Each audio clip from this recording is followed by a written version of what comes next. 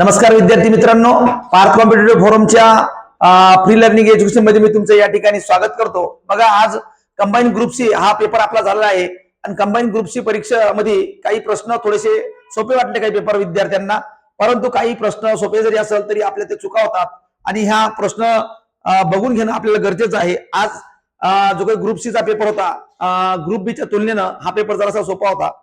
आता याच्यामध्ये काही पॉलिटीचे काही प्रश्न होते, तर आपण संभाव्य प्रश्नाचे उत्तरे बघणार आहोत। आणि तत्पूर्वी तुम्ही जर आपल्या चॅनलला जर नवीन असाल आणि तुम्ही जर सबस्क्राईब केलं नसाल तर आपण चॅनलला सबस्क्राईब करून घेऊ शकता। मी श्रीकांत आडे या ठिकाणी तुम्हाला पॉलिटीचं संभाव्य उत्तरे सांगत आहोत। बघा विद्यार्थी मित्रांनो, आजचा जो काही पेपर झालेला आहे, आजच्या पेपरमध्ये संविधान निर्मिती, बघा संविधान निर्मितीवरचा प्रश्न आलेला आहे आणि अयोग्य कथन काय विचारलेला आहे। अयोग्य म्हणजेच काय, चुकीचे विधान ओळखा हा विचारलेला आहे। बघा, एच.व्ही.आर. अय्यंगार हे संविधान सभेचे मुख्य आरेखक, बघा मुख्य काय होते, ड्राफ्टमॅन, आरेखक, तर हे चुकीचे आहे। तर हे कोण होते लक्षात घ्या, एच.व्ही.आर. हा संविधान सभेचे सचिव होते। एच.व्ही.आर. अय्यंगार हे काय होते, संविधान सभेचे सचिव, आणि एस.एन. मुखर्जी हे काय होते, ड्राफ्टमॅन म्हणजे काय होते, आरेखक। बघा, एच.व्ही.आर. अय्यंगार काय होते, संविधान सभेचे सचिव, आणि एस.एन. मुखर्जी हे काय होते, आरेखक। तर त्यामुळे पहिलं आणि दुसरं 100% कसं आहे, चुकीचं आहे। त्यानंतर प्रेम बिहारी नारायण रायजादा भारतीय संविधानाचे सुलेखनकार काय होते, बरोबर आहे। यांच्या हातानं हस्तलिखित भारताचं संविधान तयार करण्यात आलेलं आहे, त्यामुळं फक्त क विधान योग्य आहे। बरोबर, क विधान काय आहे, योग्य। विचारलेलं काय आहे, अयोग्य। उत्तर मारा तुम्ही पहिलं, काय मारा, पहिलं। खालीपैकी अयोग्य विधान कुठलं आहे, अ आणि ब।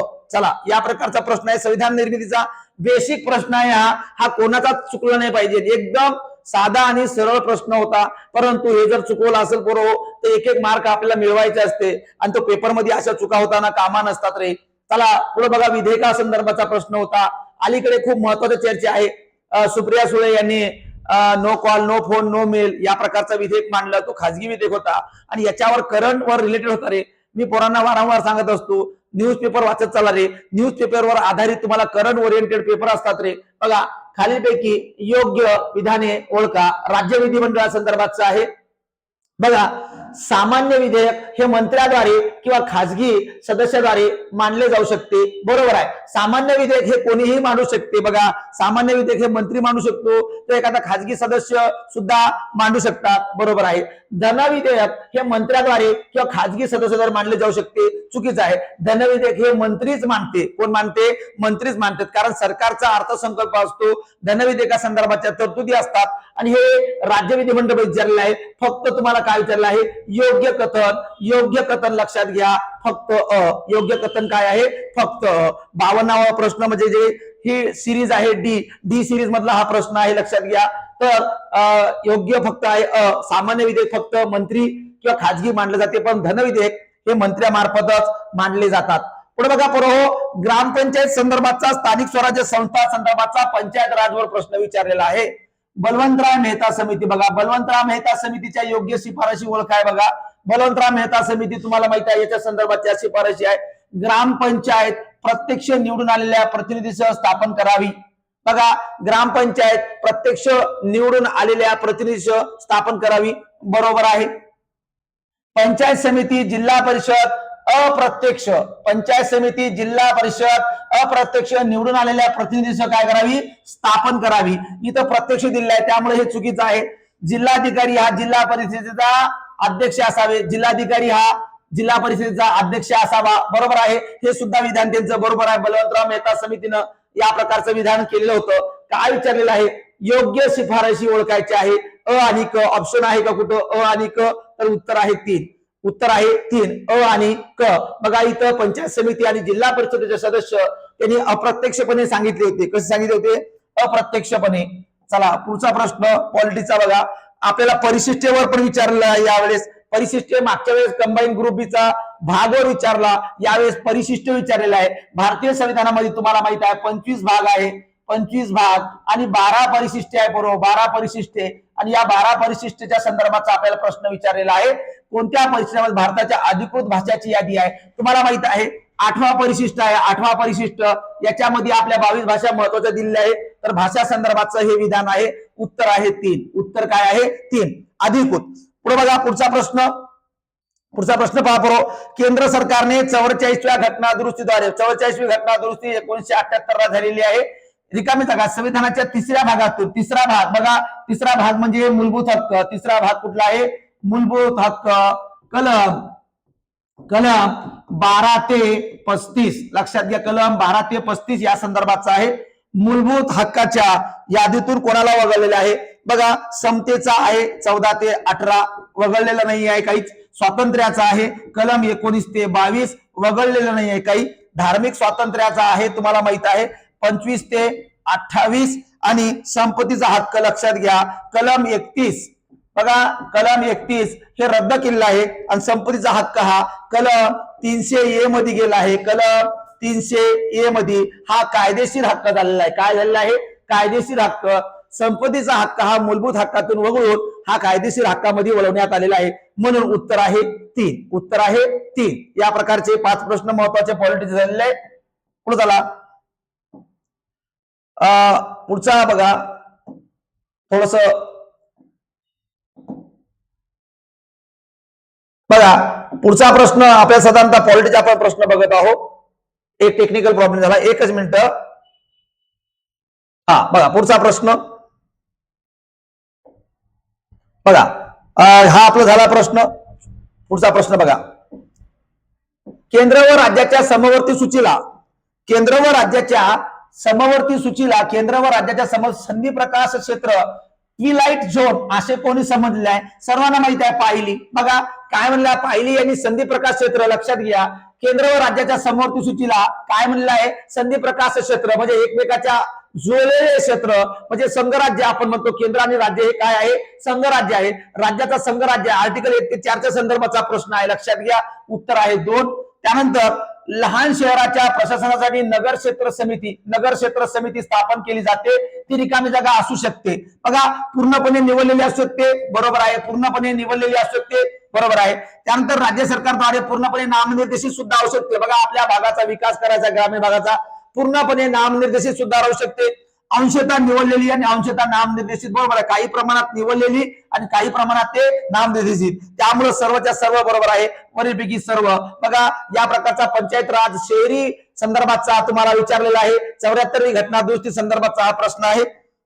पॉलिटिक्सचा पंचायत राज मधलाच आहे. त्यानंतर बघा पोरं, अतिशय बघा या ठिकाणी बरेचसे पोरं चुकलेले असतील, परंतु सोपा प्रश्न आहे. सार्वजनिक निवडणुकीनंतर बघा, सार्वजनिक निवडणुका झाल्यानंतर पहिल्या ग्रामसभेचा अध्यक्ष, बघा ग्रामसभेच्या तुम्हाला माहित आहे वर्षातून साधारणतः 4 ग्रामसभा होतात. वर्षातून 4 ग्रामसभा होतात आणि या सर्व ग्रामसभेचा अध्यक्ष हा सरपंच असतो. वित्तीय वर्षातील पहिल्या ग्रामसभेचा अध्यक्ष रिकामी जागा हाच असतो.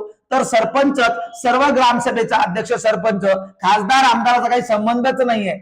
आणि सरपंच गैरहजर असेल तर उपसरपंच असतो. सरपंच गैरहजर असेल तर कोण असतो? उपसरपंच. तर या प्रकारचा साधा आणि सरळ सोपा प्रश्न होता. या ठिकाणी काही विद्यार्थी चुकले. बघा, राज्यपालावर आणखीन प्रश्न विचारलाय. मागच्या वेळेस सुद्धा विचारला कंबाईन ग्रुप बी मध्ये राज्यपालावर, आणि आता परत विचारलेला आहे प्रश्न राज्यपालावर, बरोबर आहे. तर लक्षात घ्या, राज्यपालाकडे भारतीय राज्यघटनेतील अनुच्छेद रिकामी जागानुसार राज्याची कार्यकारी सत्ता सोपवण्यात आलेली आहे. कलम 154 नुसार, कलम 154 सरळ प्रश्न आहे आपल्याला, बरोबर आहे. प्रत्येक राज्याला राज्यपाल असावा. कलम 153 152 चा काही संबंधच नाहीये. 155 नुसार त्याला करावयाचे राज्याचा अधिकार या संदर्भाचा आहे. 154 कार्यकारी सत्ता सोपवण्यात आलेली आहे. उत्तर सरळ आणि सोपं आहे. पुढे बघा, खालीपैकी कोणत्या सूचीमध्ये सूची विचारलेली आहे? प्रतिबंधात्मक स्थानबद्धता. बघा, प्रतिबंधात्मक स्थानबद्धता आपण म्हणतो की एखाद्या व्यक्तीला आपण प्रतिबंधात्मक स्थानबद्ध करण्यात आलेली आहे. सरळ आहे. केंद्र सूची आणि समवर्ती सूची. बघा, केंद्राला करावयाचे अधिकार आणि राज्य आणि केंद्र दोघांनी मिळवायचे अधिकार म्हणजेच काय समवर्ती सूचीमध्ये दिलेले आहे. बरोबर. तर या प्रकारचा केंद्र सूची आणि समवर्ती सूची. प्रतिबंधात्मक स्थानबद्धता तुम्हाला माहिती आहे, अटक व स्थानबद्धतेपासून संरक्षण हा कलम 22 मध्ये आहे.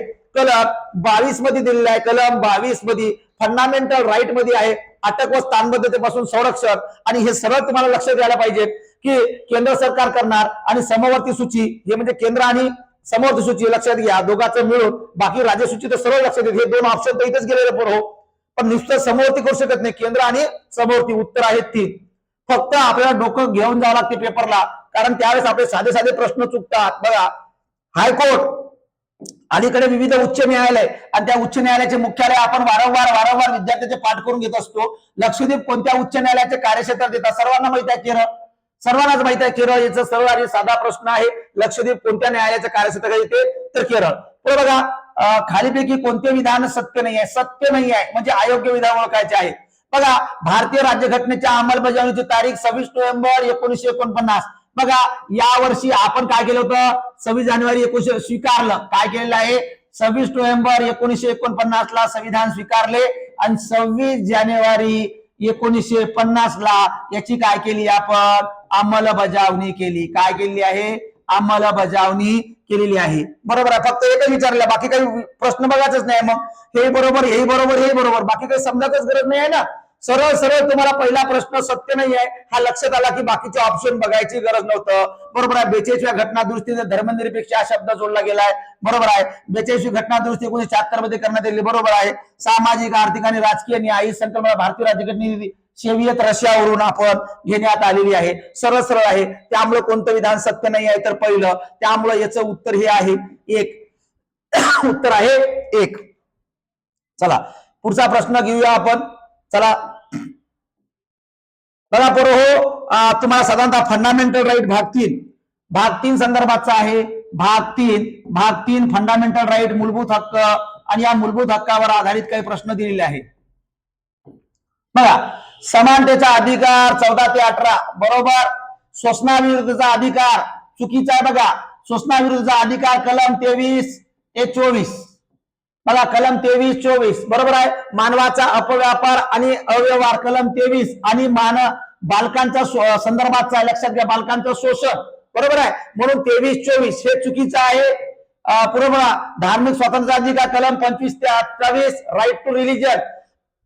सांस्कृतिक आणि शैक्षणिक अधिकार 29 आणि 30. त्यामुळे हे बरोबर आहे, हे बरोबर आहे. चुकीचं कुठलं आहे? दुसरं. 63चं उत्तर 2. बघा पुढचा प्रश्न बघा, पोलीस पाटलाची नेमणूक करण्याचे अधिकार कोणाचा आहे? पोलीस पाटलाची परीक्षा जिल्हा निवड मंडळ मार्फत होते आणि पोलीस पाटलाचे नेमणूक करण्याचा अधिकार, लक्षात घ्या, निवड करण्याचा अधिकार जिल्हाधिकारी.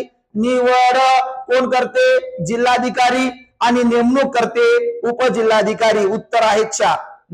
कोण करते नेमणूक? उपजिल्हाधिकारी. उत्तर आहे 4.